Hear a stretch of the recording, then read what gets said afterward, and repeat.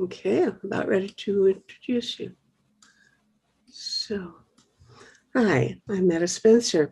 Today we're going to go to Vancouver because I've just made a new friend who's in Vancouver. It's Michael Barnard.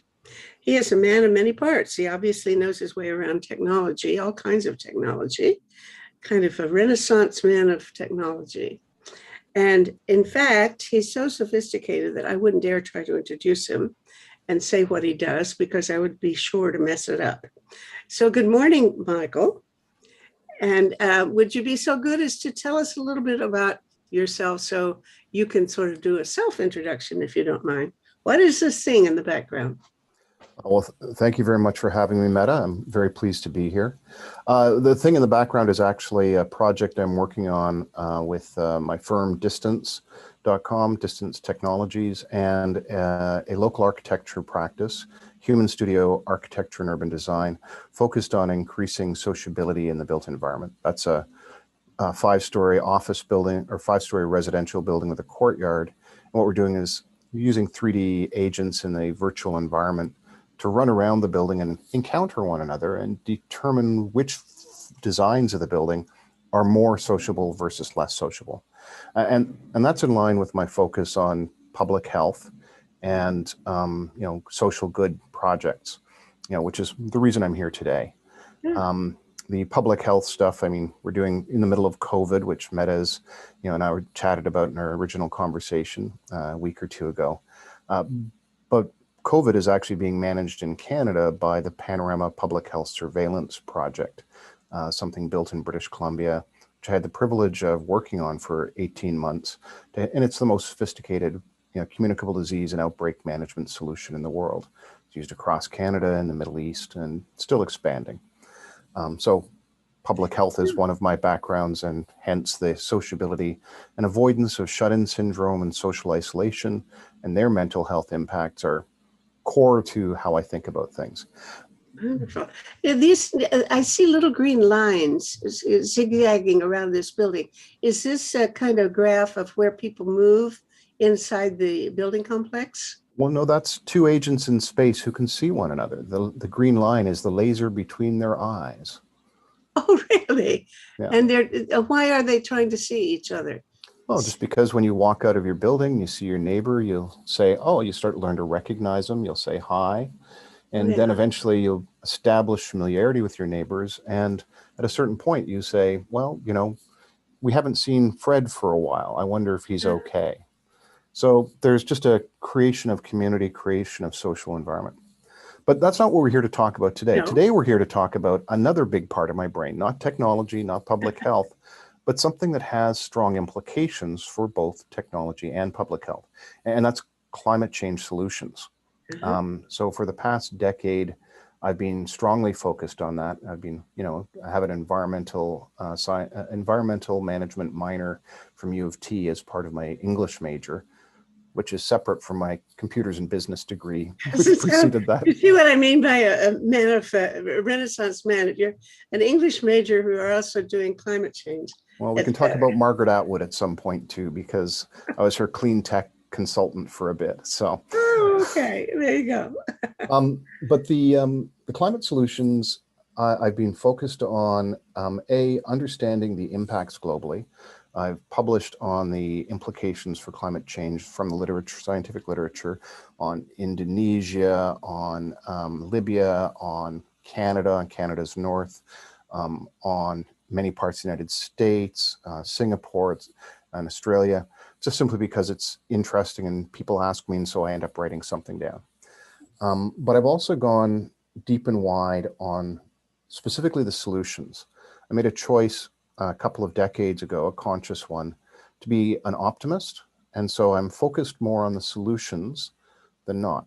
And because I have a nerd background, which is to say, I've got a strong STEM background and lots of maths and sciences in my background, I can stumble my way through understanding the context for whether certain solutions will scale or not, and whether they'll be a substantive part of our solution set. I've also got a background in business. As a global technology and business strategist with one of the biggest technology firms in the world, I worked in Latin America for a year. I worked in Asia for 2 years. I've worked around the world on very big projects. So big numbers don't scare me. And I understand how finance works enough and how government works enough to be able to assess whether they'll actually be viable. I've also studied a lot of cognitive science and spoken to cognitive psychologists like John Cook, the person behind the Skeptical Science Climate Change disinformation debunking site, and Stefan Lewandowski, his PhD advisor. Now, wait a minute. This is interesting. What is this? He is for debunking, or he's trying to show how to handle debunkers? He is a debunker of climate disinformation memes. He's a great guy. He's an Australian guy. He wrote his thesis on how to combat disinformation related to climate change. And he founded the skepticalscience.com website, which lists the 198 most commonly cited climate change disinformation statements and provides debunkings of them. Most recently, he's created the cranky uncle versus climate change. You know, everybody's favorite mustached, balding, conservative man, because John is a cartoonist. And so he's created this entire cartoon book, which I recommend everybody get. The point, though, is not, you know, big plug for John Cook and Cranky Uncle versus Climate Change. Uh-huh. But the point there is more that I spend time thinking about how people internalize behavior, and I've spent time looking at behavioral psychology and behavioral economics to determine what things will actually work in terms of being acceptable to people and will actually get past that barrier of human nature. And so, oh, boy, it sounds like you are dealing with some of the things that absolutely keep me awake at night. And I mean, literally, I spend a lot of time in bed thinking about how we're going to break through some of the human problems that I see are wrecking democracy, frankly, making it impossible to make good political decisions. yeah, Which of course includes climate change as the most obvious example. It but, does. You know, Yeah. COVID as well. You know, people who are don't want to wear masks or all kinds of crazy attitudes that I think are really blocking our progress. That's not what we came to talk about, though. We agreed today we're going to talk about carbon capture. Absolutely. And Lord knows that's a big enough topic. I'm going to have to nail you down for a different conversation about how we can maybe break through some of the psychological habits that people. Sure. Love to come back and talk about that. Mm-hmm. But for now, let's talk carbon capture, because I'll share I've got a couple of slides here. One of the things carbon capture is touted as one of the big solutions for climate change. Now, this is a map of all the largest carbon capture sites in the world. Hold on. Right off the bat, I think we have to be careful about when we use the word carbon capture and sequestration, because there are things that trees do, and then there's what I guess is generally called DAC, direct air capture, from the air with machinery. And there's multiple types. Yeah, these are not direct air capture. I've spoken to the leading people in direct air capture globally, but these are specifically so there's kind of three levels to this. The first level is at source, so emissions from smokestacks and coal plants and stuff like that, or emissions from normal oil and gas extraction processes. That's what these are. These are at source capture and sequestration facilities. Now, are you saying those little blue dots are the only ones in the world, or these are just happen to be the big ones? As of 2019, these were all of the ones that were sequestering above 1 million tons a year, which sounds like a lot. I'll get into the context for that in a minute. Okay. The second type is direct air capture, which I'll talk briefly about. The third type is biological pathways. My thesis is very simple. Mechanical and chemical carbon capture doesn't work. It won't scale. There's no value proposition for it. the scale of the problem is vastly above the scale of the ability of those technologies to scale. So you're saying direct air capture and smokestack capture kind of thing, neither of them can be scaled. Nope. And it's pretty simple to explain why. But the one that will scale is biological mechanisms, and I'll talk more about the biological mechanisms. I'm going to start by being dismissive of the mechanical and industrial processes. So these are the sites. I've looked at all of them. I've assessed multiple technologies for sequestering carbon. I've done a case study on carbon engineering, which is the big Canadian direct air capture solution. David Keith's outfit. Right? Spoken directly to David Keith. He was unhappy with my coverage of his approach. I've spoken to Graciela Chichelniski and Peter Eisenberger, who are behind the global thermostat direct air capture thing a decade ago. I don't know about that, but there's something in Switzerland with a branch in Iceland, right? Yeah, I haven't talked to any of the Climeworks people, but I've assessed their technology. Haven't published on it. The problem is multiple fold. So let's just start with the scale of the problem. Okay. We're over 1,000 billion tons of excess CO2 in the atmosphere that we've put there. And we are putting in 30 to 40 billion tons a year. That's billions with a B. So 30 to 40 billion tons a year. The biggest facility in the year captures 1 million tons a year. That's okay. A billion is a 1,000 billion. A trillion is 1,000 billion. So a billion is 1,000 million, right? correct. Yep. Okay, and so we're talking about totally different scale of magnitude. It is a scale of magnitude problem. Exxon claims to have the most sophisticated and the best track record for carbon capture sequestration in the industry, and they do, but so that's problem one, is just these facilities just are tiny compared to the scale of the problem. The second problem is that all of these dots, 90% of them are used for enhanced oil recovery. Enhanced oil recovery means you pump CO2 down into a tapped out oil well, and the chemical properties of CO2 mix with the oil and loosen it up. They basically turn tar into liquid, and they pressurize it so then it can be pumped out the other end. For every ton of CO2 you pump underground in enhanced oil recovery, you get 1/4 of a ton to a ton of new petroleum. And a ton of new petroleum turns into 3 tons of CO2. So for 1 ton of CO2, you get 3 tons of CO2 at the other end. And that's not the end of the shell game. Let's take Exxon's the facility that they really love to talk about, the Chute Creek processing facility in the Permian Basin in the United States. It's one of the ones over here. Yeah. The Chute Creek facility, it pumps up natural gas that has too much CO2 mixed in with it to be saleable. It separates the CO2 from the natural gas. It sells the natural gas. It pumps the CO2 over to the tapped out oil well and pumps it back underground. So it takes CO2 from underground, it puts it back underground and gets more oil. Yeah. And it gets more oil than it pumped out of. So there's no net benefit at all from Exxon's facility. It's actually a shell game. They're pumping CO2 out to put it down somewhere else to get more CO2. Okay. All right. Now, okay. Another you got one. me already. You know me.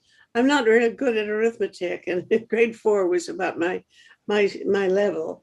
But I think I can figure that one. That one's pretty easy to figure out.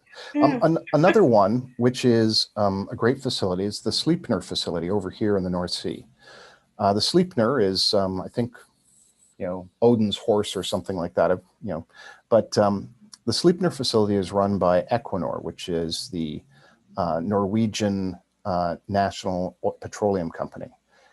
It's a natural gas facility in the North Sea, and they pump out natural gas. And once again, it has too much CO2 in it. So they strip off the CO2 and they pump the CO2 back underground.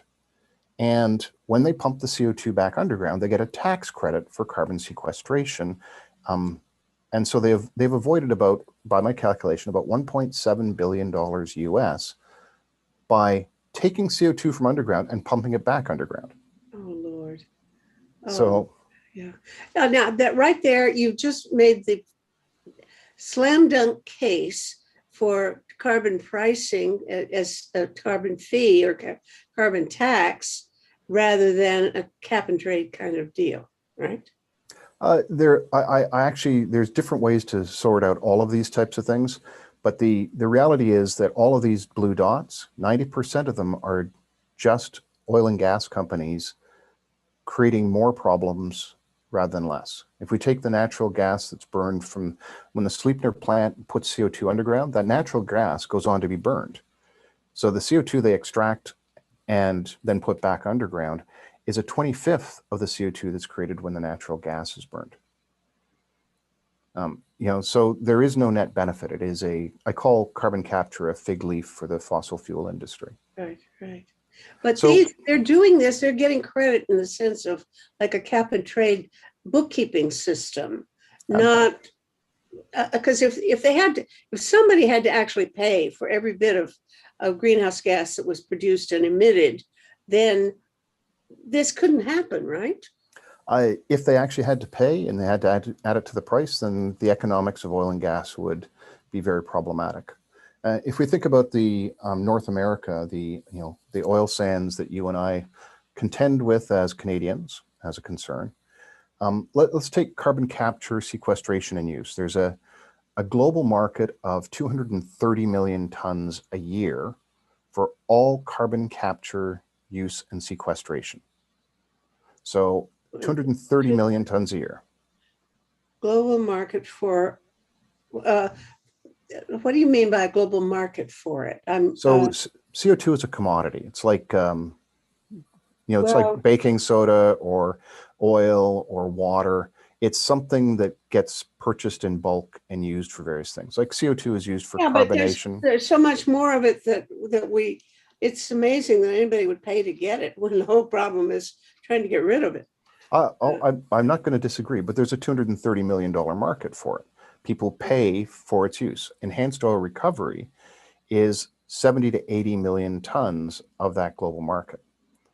So right there, you're sitting there. And remember, the scale of the problem is thousands of billions of tons, and we're talking 230 million tons, right? So so people talk about carbon use.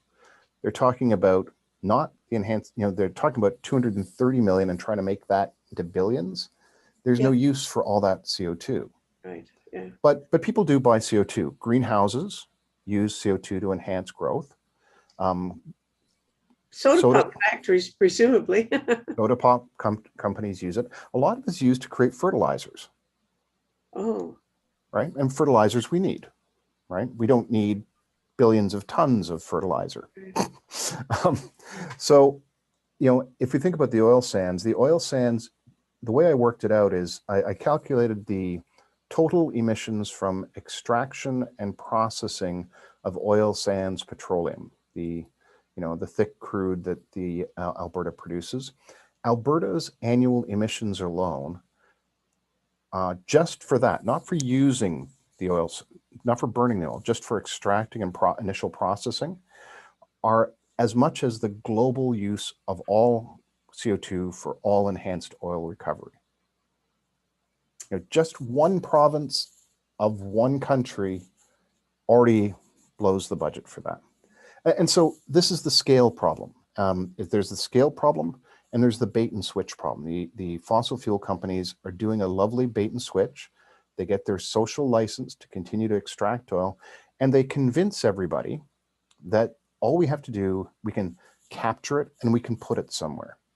but there is no place to put it that's big enough, and there is no use of CO2 that's big enough. Well, if they just pump it into an abandoned oil well, or any other kind of mine, underground coal mine or something, and they can seal it so it isn't going to get out, that's pretty good burial. Except that it's the Isn't there? scale of the Aren't there problem. enough holes in the ground from old wells to be able to pump a lot of that stuff under there, or not? Not a chance. No. Thousands of billions of tons.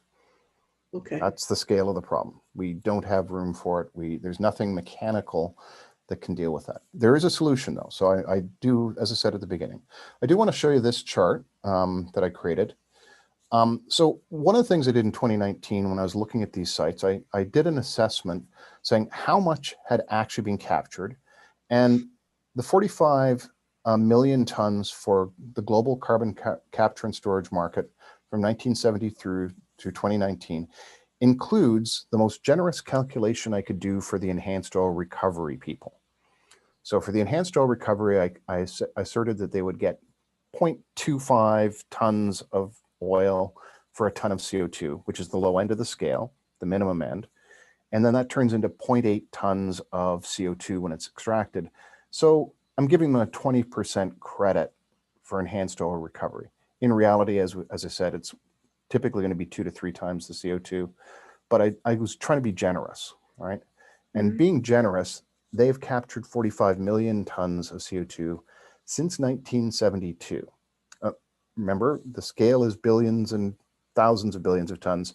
They've captured 45. Now, what I also said was, what else could we have done with that same capital expenditure? Not the operating costs, not the salaries, just the money spent to build the facilities. And I applied that in each year that money had been spent to build one of these carbon capture plants. I said, let's build the amount of wind energy we could have built in that year with the capability of wind energy in that year, because every megawatt hour of wind energy or solar energy avoids a megawatt hour of coal or gas.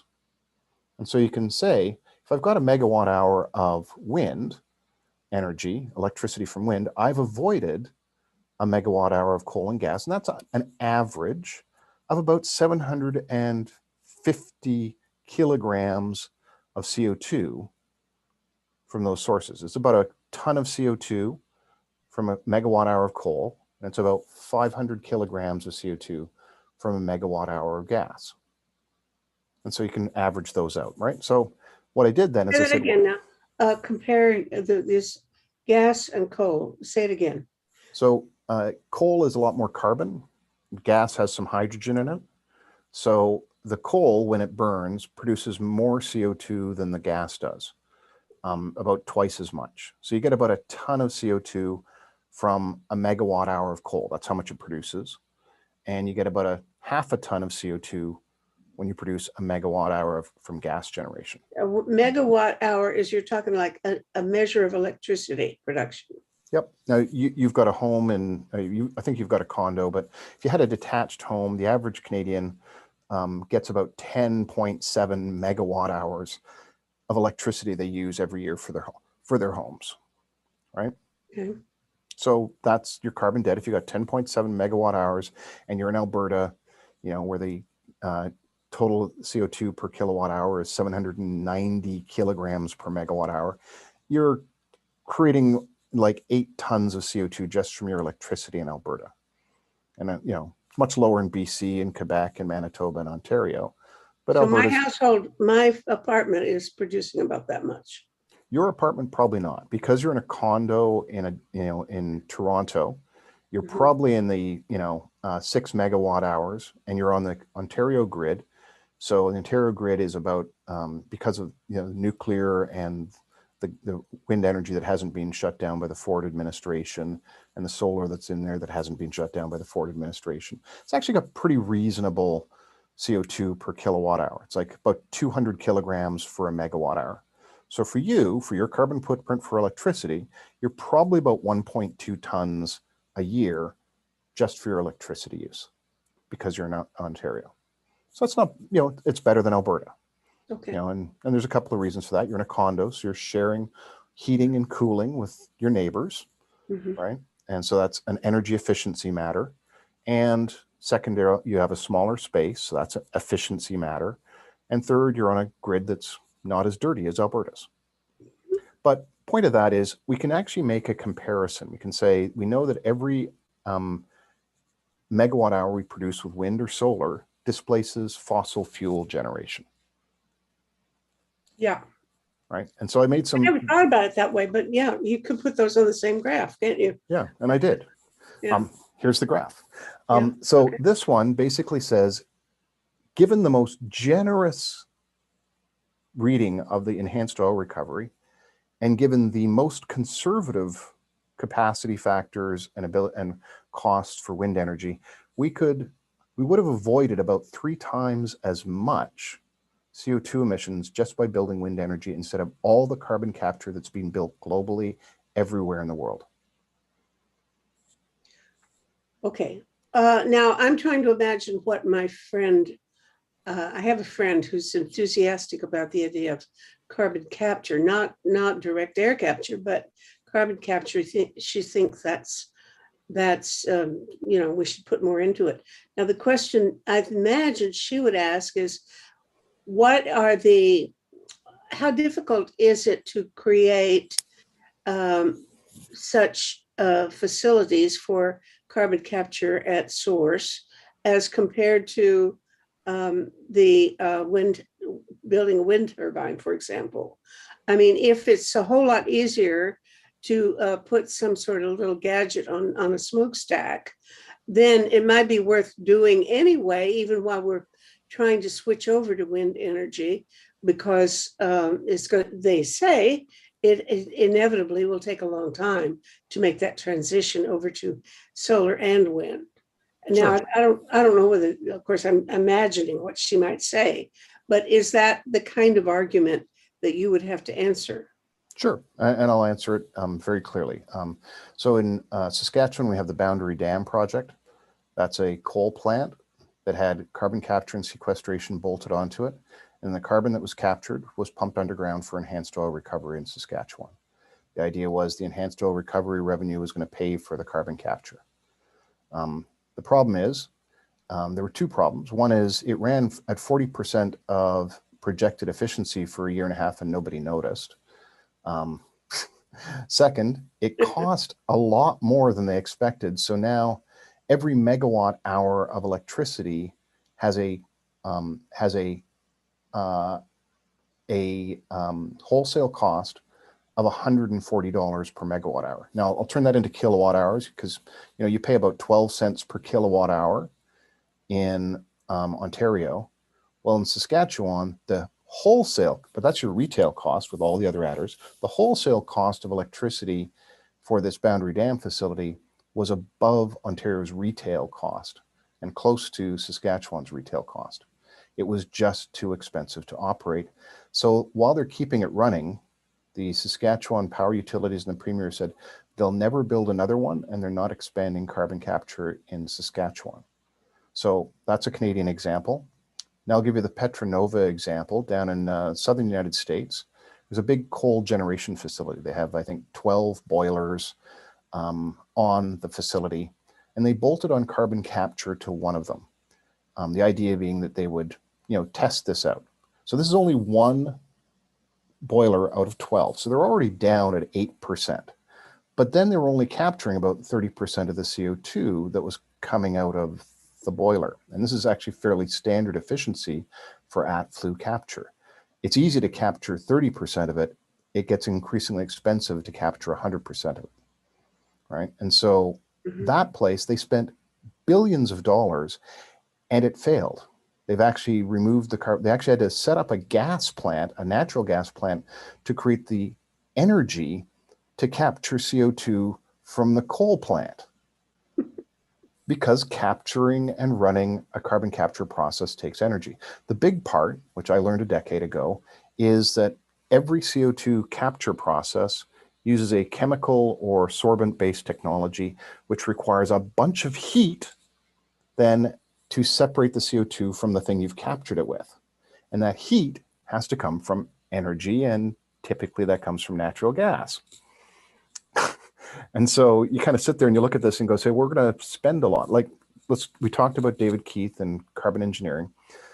Their initial process, as defined and as explored, uses natural gas to power the process. They create a 0.5 ton of CO2 from the natural gas for every ton of CO2 they capture from the air. Mm. And so then they actually have, in their design process, they have 3 different carbon capture technologies. They have 1 for the air, and then 2 for the natural gas emissions. It's, once again, it takes more and more and more to try and get to that 100%. They have to do 2 separate carbon capture processes on the gas emissions to capture all the CO2 to get up to that close to 100%. And so that's the problem. We have a scale problem in that carbon capture doesn't get anywhere near the scale. We have a enhanced oil recovery problem in that it's used to create more oil and hence more CO2.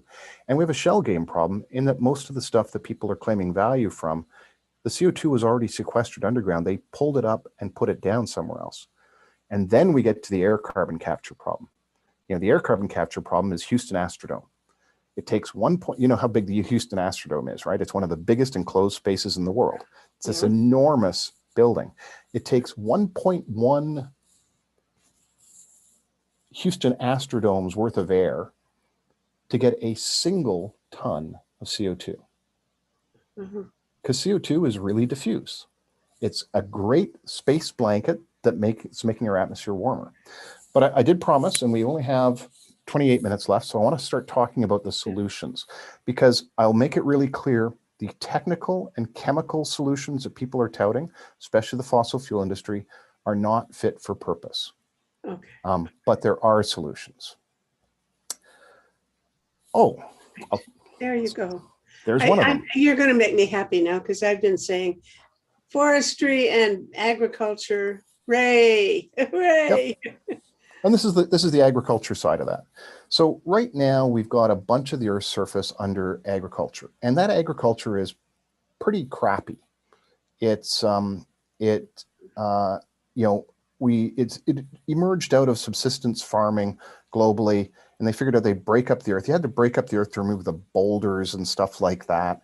I mean, I personally dug up a garden in North Bay when we moved into a new house and moved all the boulders down and did all that stuff for my mom because I was a teenager and I had lots of energy, and it was the easiest way to keep me from breaking stuff that was useless. And that's good the first time. Creating arable land, the first time, you have to break the soil. You have to get rid of the stuff, the roots, the stumps, you have to get rid of the rocks and stuff like that. But after you've created arable soil, we've got into the habit of high tillage agriculture. And everybody's seen that. You run a plow across it and it tears up a furrow of ground and it throws off to the side. Well, there's 3 or 4 problems with that. First of all is that plow pan thing over here. Basically, you end up with this compaction layer in the soil because you keep running heavy equipment across it that prevents stuff from going through it as easily. And you end up with that problem. The second problem is Sorry, but these diagrams are fascinating. On the one hand, you're talking about, well, the kind of farming my grandfather used to do. He ran a plow up and spent his whole life, 60 years, with a plow. You know.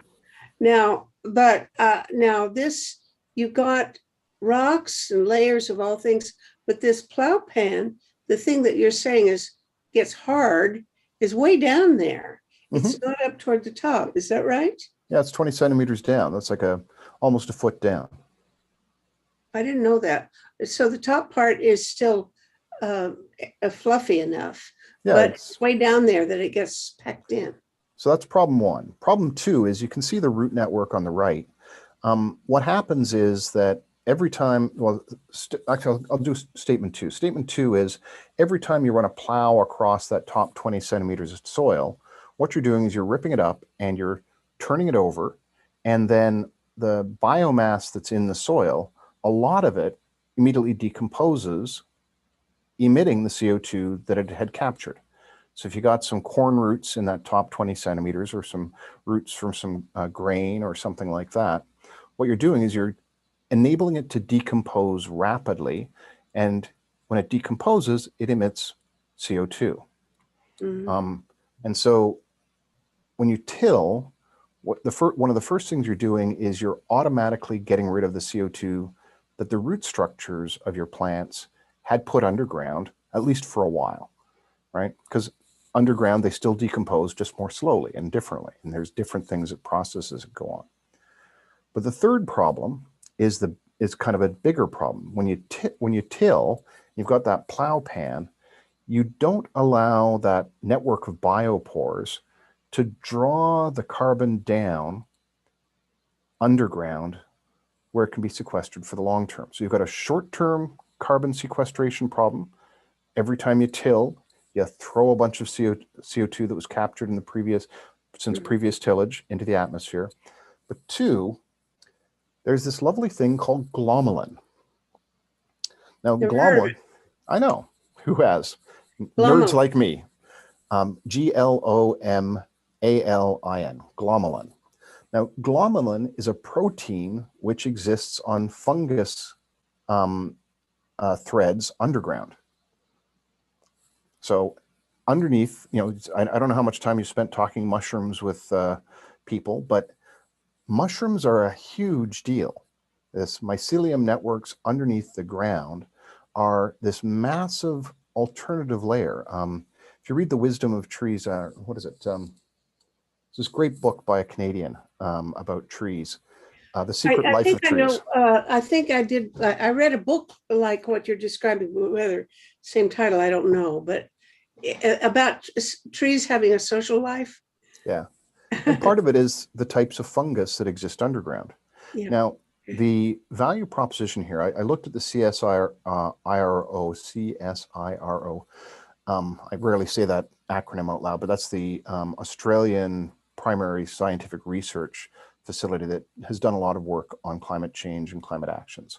It's the equivalent of NASA in the United States, for example. And most of the work that gets done on climate gets done out of CSIRO. And they did a lot of work on soil carbon capture techniques. What their assertion and assessment after a bunch of time, and I did a lot of research and I published on this, what I found, and I talked to experts around the world and advocates and non-advocates, was that it came down to glomalin. So there's that short-term thing. If you don't till, that short-term thing is really nice because you don't automatically release the CO2. But if you get rid of that hard pan and the second problem is when you till, you disrupt the mycelium network, the fungus roots under the soil. And the fungus roots under the soil have this glomalin, and that's what binds carbon into long-term chemical depositions under the soil.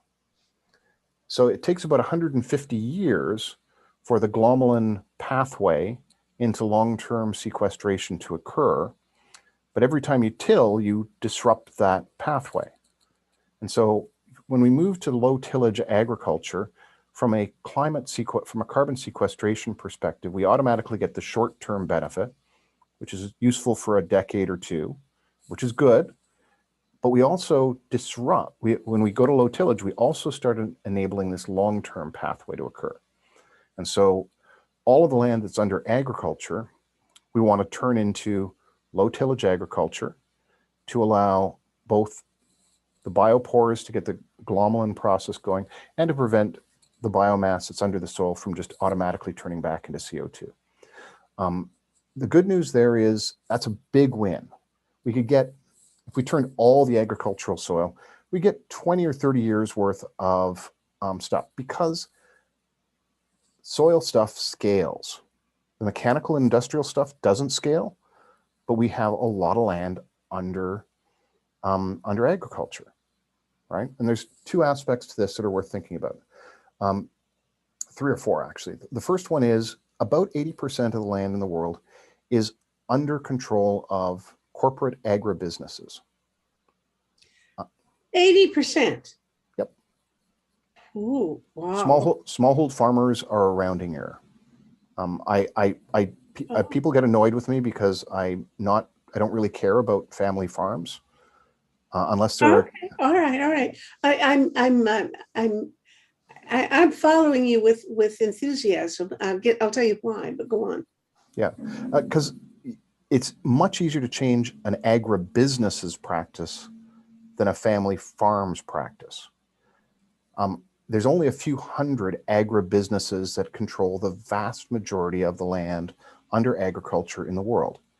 And the nice thing about agribusinesses, corporations, is they're sociopathic.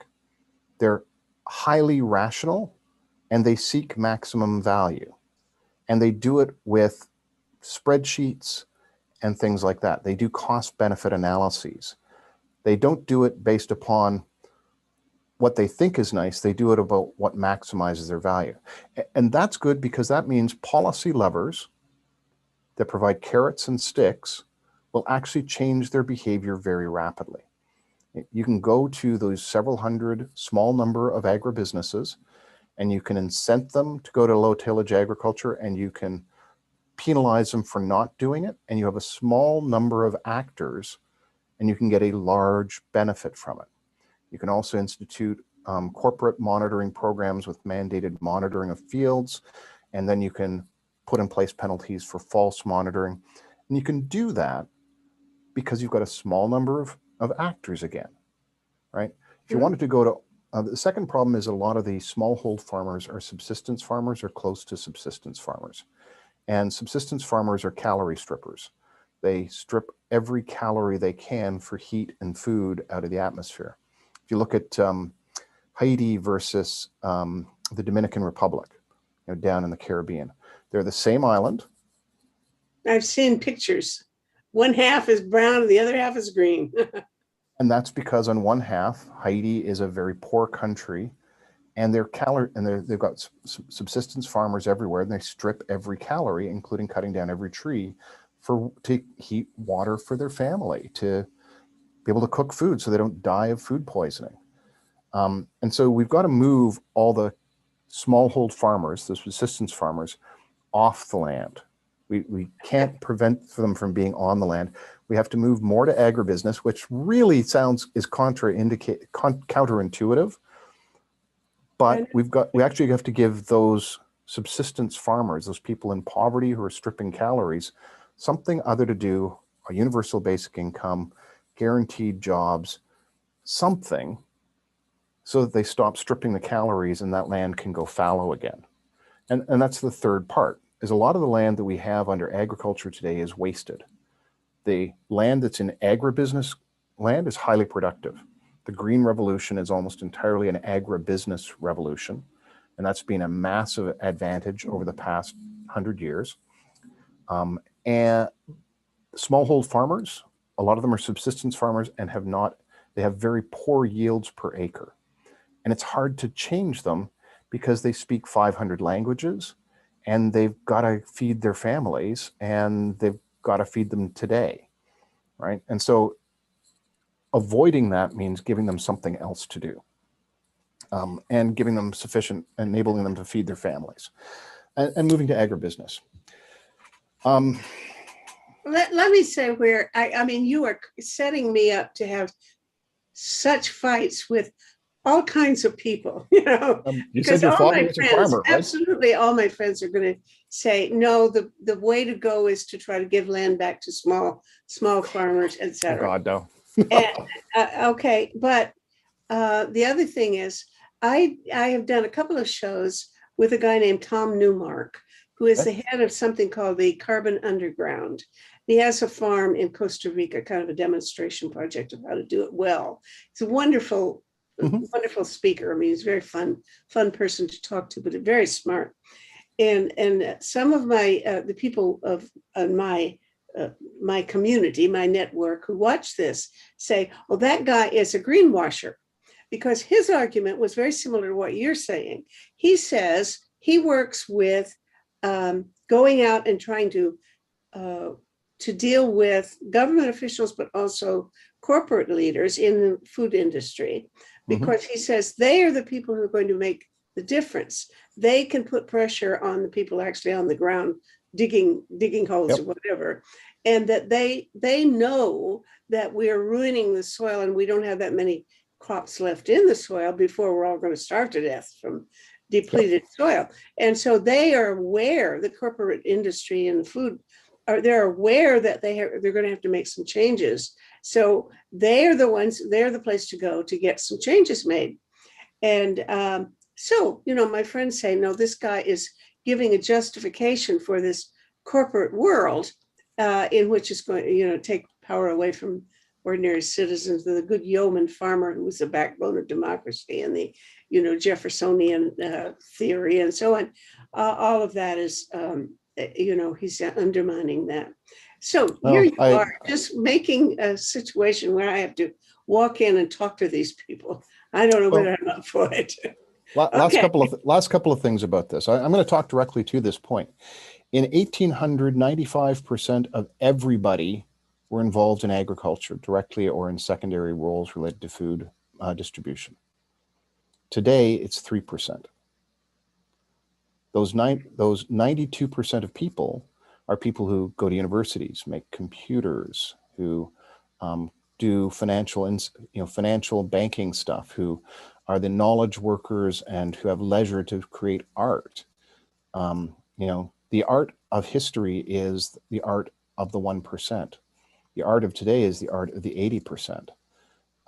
The agricultural revolution has been tremendously valuable in terms of enabling us to flower as a species well beyond the people who have to get up at dawn, before dawn, 11 months of the year, and do crop and animal husbandry related activities. That's the efficiency of agribusiness and corporate scale. And to be clear, we're keeping ahead of a Malthusian problem because of agribusiness and the Green Revolution. A study came out recently, which I read a couple of weeks ago. Basically, we have achieved in the past 40 years a very substantial increase in efficiency per acre because of the agribusiness and Green Revolution stuff we're doing. We've lost 21% of that to climate change disruptions. Right? And so if we had not been moving the needle in terms of efficiency per acre, we would have gone backwards in terms of efficiency per acre. In the past 40 years, we've taken 1 billion people out of abject poverty into what, by our standards, is still abject poverty, but they're actually able to make ends meet much more readily. We're taking people being out of that position of being calorie strippers and making them able to have more leveraged jobs with a higher value for them and their families. We're helping people stop living nasty, brutish, and short lives. But we only have 10 minutes left, and I do want to talk about trees. Yeah. So let's talk about the best possible carbon capture technology. Let's imagine we're in 2100. We've got this nanotechnology, right?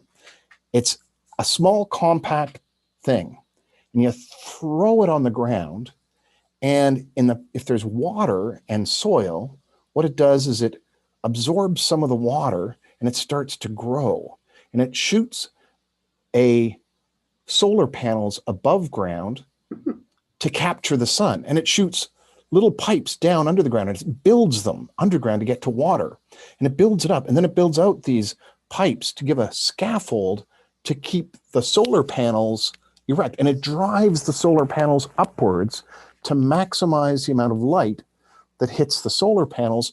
And it has this structure that it builds, and it harvests carbon from the atmosphere to make the pipes and to make the solar panels and to make the mast that it grows up. And this amazing nanotechnology device, there's hundreds of different varieties of them that exist in different temperature and water and sunlight conditions. Some are better on slopes, some are better on the flat, some are better at some types of, there's some natural predators who like to eat these things. And we have those today. They're called trees. This amazing nanotechnology, which is vastly beyond anything we can do, that self-assembles itself into a store of carbon for long-term sequestration, all we have to do is plant seeds and seedlings. And water them and weed them and no. You just have to plant them and step back because they'll figure out how to survive, because that's what they do. You have to plant the right type of tree for the right area. You have to plant multiple types of tree in an area, and you have to leave them alone for a long time. But if you leave them alone, they just turn into a mature forest. Life survives. And so if we take this as an example, let's talk about scaling. I planted 12,000 trees with a friend on 25 acres in one weekend. 12,000. Okay, how did you do that?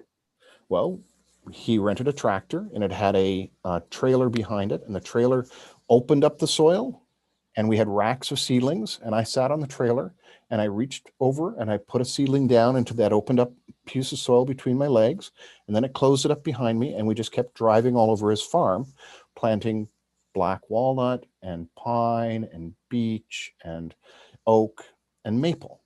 We planted 12,000 seedlings, 2 guys, 2 days. And we drank a fair amount of Creemore beer in the evenings. Well, and it sounds like your truck was compacting the soil. Oh, I'm not saying it's perfect, but the nice thing about a tree is that it breaks through those pans. Because it's took the soil and it turned it in. It took a farm area, a quarter acre, 25 acres, a quarter section, I think that it amounts to, north of Creemore, south of Collingwood, and it turned it into a forest. I took a picture of that forest the last time I was up in that neck of the woods. And I sent it to my friend who now lives in Australia, Rob Large. I'll have to tell him and his wife, who's studies parasites, that I dropped their names. But that's 2 people, 2 days, 12,000 trees. And 12,000 trees means, a tree consumes after about 40 years, a ton of CO2. So that's 12,000 trees. Well, that's 12,000 tons of CO2. This is a big part of my own personal carbon offset, that and my climate action, that and living in a tiny apartment with low carbon electricity and not owning a car because I live downtown so I can walk and bike everywhere. But that's scalable. Now let's talk scalability. Let's talk about the numbers. A study out of Switzerland did a machine learning study of the world. I'm going to get into big numbers again, Meta. My apologies, but some of your guests are going to be, some of your viewers must be numbers nerds, so I'm going to give them some numbers.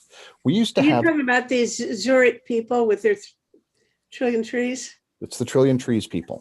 Yeah. I've spoken to the lead researcher on that as part of a study I did on. I published a big report last year. Paul Verbos wrote the foreword for it, which is how we're talking. On machine learning and applied to clean technology and climate solutions. So that was one of my big report from last year. But the Swiss guys, there are 3 or 4 big numbers here. First of all, we used to have 6 trillion trees on the face of the earth. Now we only have 3 trillion trees. We've cut half of them down. And a lot of them were cut down by those subsistence farmers.